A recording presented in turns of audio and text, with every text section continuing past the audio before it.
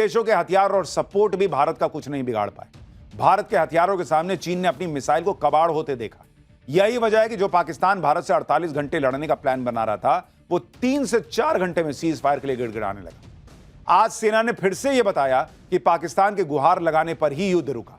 तो जो लोग ट्रंप का फोन आने पर सरेंडर वाली थ्योरी बेच रहे थे, वो आज फिर एक्सपोज हो गए। इतना ही नहीं, जो लोग ये सवाल उठा रहे थे कि भारत ने सीज फायर क्यों किया, उस पर भी सेना ने बड़े अधिकारी ने कहा कि सीज फायर का समझौता करना एक मास्टर स्ट्रोक था।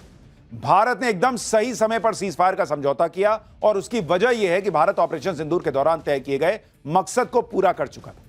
यही नहीं, deputy chief of army staff lieutenant general Rahul R Singh ने प्रधानमंत्री मोदी की लीडरशिप की तारीफ की।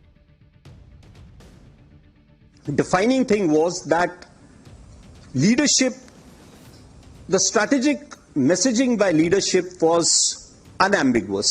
You cross our red lines and there would be action, there would be punitive action if required. There is no scope of absorbing the pain the way we did a few years ago. So that is one important message that stands out loud and clear. Deputy chief of army staff ने जो खुलासा किया, उसके बाद तो operation सिंदूर में cease fire को लेकर कोई कंफ्यूजन रहना भी नहीं चाहिए। खुद सेना ने बता दिया कि पाकिस्तान ने रिक्वेस्ट की थी, लेकिन नरेंद्र सरेंडर वाली कांग्रेस ने सेना की इस बात को इग्नोर कर दिया और यह बात पकड़ ली कि चीन और पाकिस्तान की भयंकर जुगलबंदी है। कांग्रेस ने संसद में चीन पाकिस्तान के मुद्दे पर चर्चा की मांग की है। सुनिए कांग्रेस नेता जयराम रमेश को। ये साबित हो गया है कि हम पाकिस्तान वायुसेना से जंग नहीं था, ये चीन के साथ था। और चीन और पाकिस्तान, चीन ने तो पूरा कब्जा कर लिया है पाकिस्तानी वायुसेना पर। तो इसीलिए हम भारतीय राष्ट्रीय कांग्रेस, इंडियन नेशनल कांग्रेस बार बार ये मांग कर रही है कि इस पर पार्लियामेंट पर चर्चा होनी चाहिए। 5 साल से हम मांग कर रहे हैं। भाई इसमें तो तारीफ होनी चाहिए। आप कह रहे हैं चीन ने पाकिस्तान पे कब्जा किया हुआ है और पाकिस्तान को आप ठोक रहे हैं, इसका मतलब चीन को मार रहे हैं। और दूसरी तरफ राहुल गांधी कहते हैं कि नरेंद्र मोदी के मुंह से चीन नहीं निकलता। तो अगर चीन नहीं निकलता तो चीन को मारे कैसे? सबको पता, भाई भारत को पता था ना कि चीन सपोर्ट कर रहा है, उसके बाद बावजूद भारत मार रहा था ना। उसको पता था ना भारत को कि मार रहा हूं पाकिस्तान को, लेकिन लगेगा चीन को, तो मार रहा था ना। तो फिर क्या ये बात कहना कि भाई नरेंद्र मोदी के मुंह से चीन नहीं निकलता? अरे मुंह से क्या चीन निकालना, जब चीन के मुंह से जो है बाप बाप होते हुए सुन रहे हैं आप। कांग्रेस हर बात का क्रेडिट राहुल गांधी को देने के लाइन में लग जाती है। इसलिए अब सेना के खुलासे पर यह माहौल बना रही कि राहुल गांधी ने तो पहले ही चीन पाकिस्तान पर आगाह किया, जैसे दुनिया को पता नहीं कि चीन और पाकिस्तान का क्या खेल चल रहा है, वहां क्या बॉर्डर रोड इनिशिएटिव चल रहा है, किसी को नहीं पता है क्या? कांग्रेस यह दिखा रही है कि राहुल गांधी को विदेश नीति की बहुत समझ है, लेकिन यही राहुल गांधी नरेंद्र सरेंडर करके फंस जाती है। आप देखिए, एक तरफ राहुल गांधी माहौल बना रहे थे कि ट्रंप के फोन के बाद भारत ने सरेंडर किया, उधर पाकिस्तान ने फिर कबूल लिया कि भारत ने उसे ऐसा ठोका कि उसके पास सरेंडर के अलावा कोई चारा नहीं था, रास्ता नहीं था। पाकिस्तान के प्रधानमंत्री शहबाज शरीफ के सलाहकार राणा सनाउल्लाह ने कबूल किया है टीवी पर कि ऑपरेशन सिंदूर के दौरान जब भारत की ब्रह्मोस मिसाइल ने रावलपिंडी के नूर खान एयरबेस पर हमला किया तो उनकी सेनाओं को मात्र 30 से 45 सेकंड सोचने का समय मिला कि भाई कहीं ये न्यूक्लियर वेपन लेके तो भारत ने नहीं ठोक दिया है। और इतने में ब्रह्मोस ने अपना काम कर दिया। ये भाई खुद बता रहे हैं कि 30 सेकंड में इनको तय करना था कि भारत ने ब्रह्मोस तो मार दिया। इनको पता था कि ये अभी फटेगा, लेकिन इनको यह तय करना था कि भाई ये फटेगा तो न्यूक्लियर बम के साथ तो नहीं फटने वाला है। और ये कह रहे हैं कि भाई अगर 30 सेकंड में अच्छा हुआ भारत ने न्यूक्लियर बम नहीं मारा, नहीं तो हम भी मारते तो क्या होता। अरे भाई जब फटता तुमको पता नहीं चल जाता कि न्यूक्लियर बम फटा है कि नहीं फटा है? 30 सेकंड में ही पता करना था। और अगर उसमें न्यूक्लियर बम नहीं दिखा इसलिए कह कि आओ फट जाओ, हमको कोई दिक्कत नहीं है, फट जाओ, हम तो न्यूक्लियर बम होता तब मारते, ऐसे नहीं मारते। यही खेला करते क्या?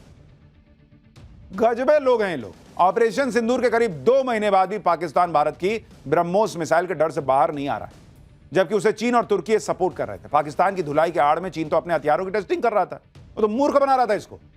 इसके सैनिक मरे, इसके लोग मरे, इसका धुआं धक्कड़ हो गया। और चाइना ने अपने हथियार टेस्ट कर लिया। टेस्ट क्या किया? वो देखा कि फेल हो गया, सब भारत तो फोड़ दिया। चीन का मकसद तो फिर भी पूरा हो गया, धुलाई पाकिस्तान की हो गई। इसलिए अब देखिए कि पाकिस्तान भी अलर्ट हो गया है। पाकिस्तान के आर्मी चीफ मुनीर के बाद अब पाकिस्तान का air force chief Zaheer Ahmed Babar America पहुंचा हुआ है। 10 साल बाद कोई पाकिस्तानी एयरफोर्स चीफ अमेरिका गया है।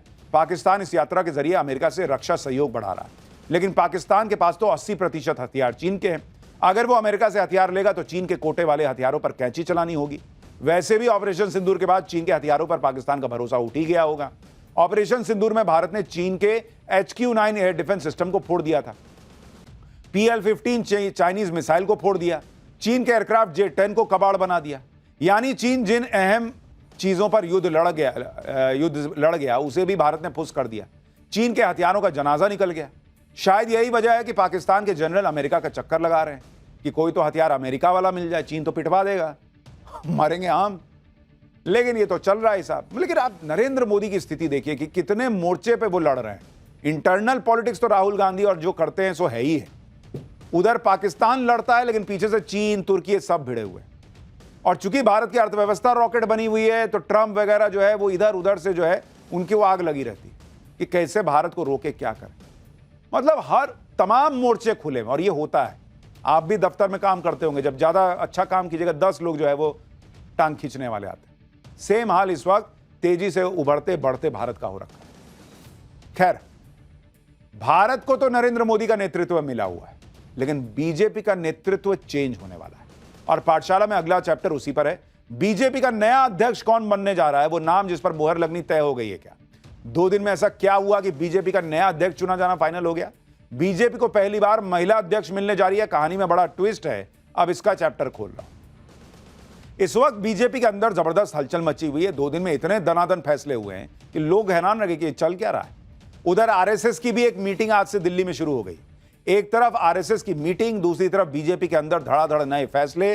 जबरदस्त सस्पेंस का माहौल बना है और यह सस्पेंस है बीजेपी के नए अध्यक्ष के नाम को लेकर, क्योंकि जेपी नड्डा के बाद बीजेपी अब नया अध्यक्ष चुनने जा रही है। प्रधानमंत्री नरेंद्र मोदी इस वक्त विदेश में है और कहा जा रहा है कि पीएम मोदी के विदेश से लौटते ही बीजेपी के नए अध्यक्ष का नाम सामने आ जाएगा। यानी जुलाई का महीना तो नहीं जाने वाला है। ये लोग कह रहे हैं कि जुलाई में तो बीजेपी का नया अध्यक्ष कौन है पता लग ही जाएगा, और कुछ लोग तो कह रहे हैं कि 10 दिन भी नहीं लगेगा और नाम आ जाएगा कि नड्डा को कौन रिप्लेस करेगा। नए अध्यक्ष के लिए कौन सा नाम चल रहा है लिस्ट में? क्या कोई महिला पहली बार बीजेपी के अध्यक्ष बन सकती है या कहानी में बड़ा ट्विस्ट आने वाला है? ये सब आज आपको बताऊंगा। 2 दिन में ऐसा क्या हो गया कि कुछ ही दिनों में बीजेपी का नया अध्यक्ष चुना जाना फाइनल हो गया है लगभग, ये भी बताऊंगा। लेकिन पहले बीजेपी के अंदर मची हलचल की एक झलक देखिए।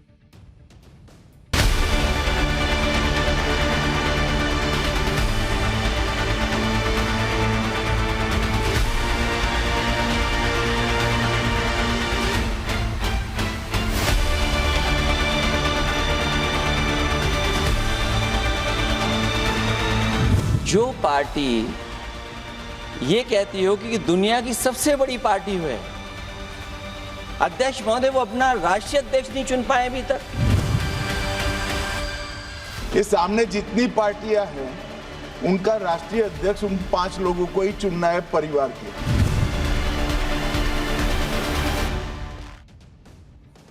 भाई सबसे पहले ये देखिए कि ऐसा क्यों माना जा रहा है कि अगले कुछ दिनों में बीजेपी को नया राष्ट्रीय अध्यक्ष मिलने जा रहा है।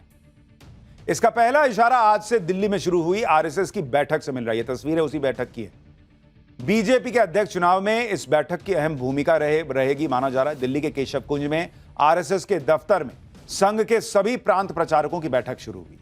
6 जुलाई तक चलने वाली इस बैठक में संघ और उसके सहयोगी संगठनों से जुड़े 200 से ज्यादा लोग शामिल होंगे। बीजेपी की तरफ से संगठन महासचिव बीएल संतोष के भी बैठक में शामिल होने की बात कही जा रही है। सूत्रों के मुताबिक इस बैठक में बीजेपी के नए अध्यक्ष के चुनाव की रूपरेखा बनेगी और चुनाव की तारीख भी तय हो सकती है। तो यह तो पहला इशारा है।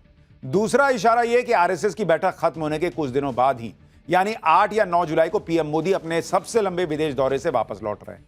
ऐसा माना जा रहा है कि पीएम मोदी के विदेश से लौटने के तुरंत बाद यानी 10 जुलाई से 19 जुलाई के बीच ही बीजेपी का नया अध्यक्ष फाइनल कर लिया जाएगा। यानी 21 जुलाई को संसद का मानसून सत्र शुरू होने से पहले बीजेपी को नया अध्यक्ष मिलना करीब करीब तय माना जा रहा है। पीएम मोदी के लौटने से पहले ही बीजेपी राष्ट्रीय अध्यक्ष के चुनाव के लिए गियर शिफ्ट कर चुकी है।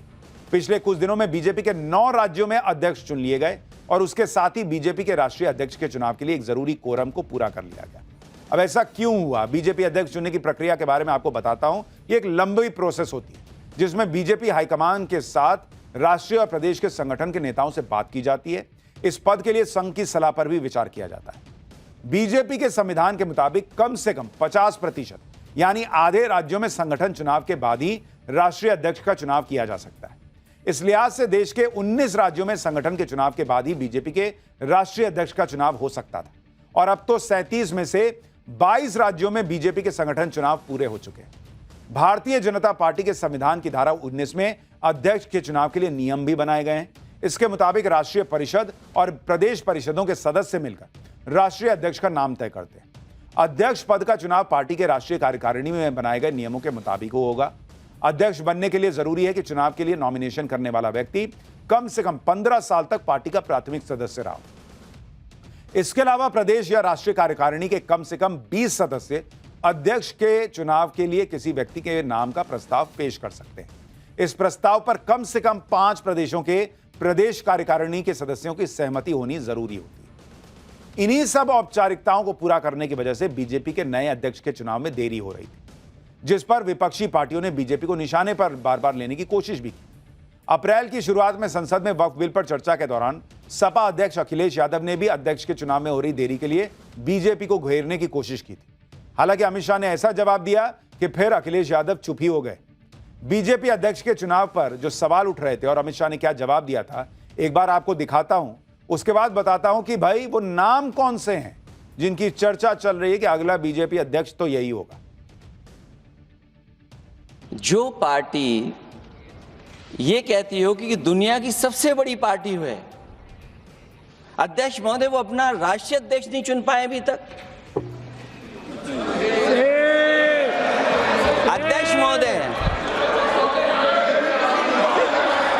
अध्यक्ष महोदय भारतीय जनता पार्टी क्या है? अखिलेश जी ने बहुत हंसते हंसते कहा है, इसको हंसते हंसते जवाब देना।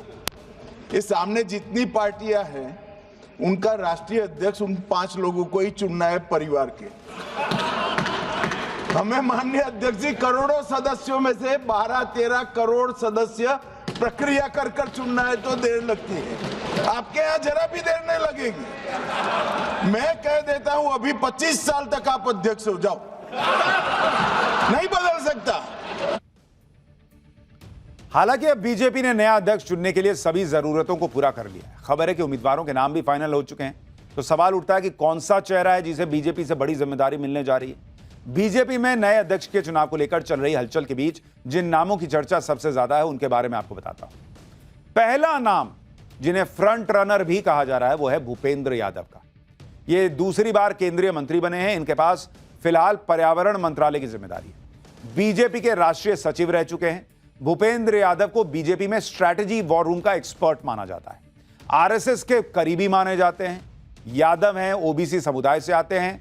बिहार विधानसभा चुनाव में यादव समुदाय का 70 से 90 सीटों पर अच्छा खासा प्रभाव भी है और इसके पहले भी उन्हें बिहार चुनाव की जिम्मेदारी, महाराष्ट्र की जिम्मेदारी दी गई और उन्होंने शानदार परफॉर्म करके दिखाया।